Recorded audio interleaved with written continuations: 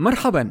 انتشر مقطع فيديو للاعب نيمار لاعب الهلال السعودي وهو يمزق إطارات أحد السيارات في الشارع، وتساءل الكثيرون لماذا فعل ذلك ومن صاحب السيارة. لكن أولا يرجى منكم الاشتراك والإعجاب بالمقطع، ولنبدأ. نشر اللاعب رينان لودي لاعب نادي الهلال السعودي على صفحته الشخصية على انستغرام فيديو لصديقه نيمار وهو يمزق إطارات سيارته،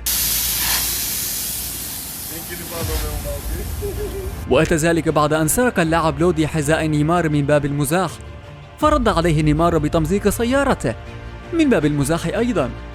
ونشر اللاعب لودي صورة له وهو يسرق الحذاء مرفق مع فيديو نيمار وهو يمزق إطارات سيارته. ورد نيمار على اللاعب لودي عبر انستغرام قائلا: يوم لك ويوم عليك، نحن متعادلان الآن.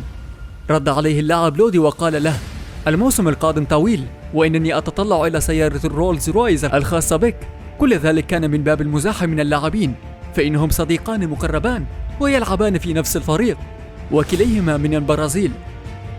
وكان ردة فعل جمهور اللاعبين بين منتقد يقول أن هذا الأمر يتعدى حدود المزاح، وأن ردة فعل نيمار كانت مبالغا فيها، وآخر يرى أن ليس هنالك مشكلة وأن الأمر خاص باللاعبين. إذن ما رأيك أنت حول هذا المزاح؟ هل ترى أن هذا المزاح أكبر من أن يعتبر مزاحا؟ أم هذا الأمر عادي؟ وبهذا ننتهي. أتمنى في يوم ما أن يكون لدي مالا يجعلني أمزح مزاحا كهذا المزاح. وداعا.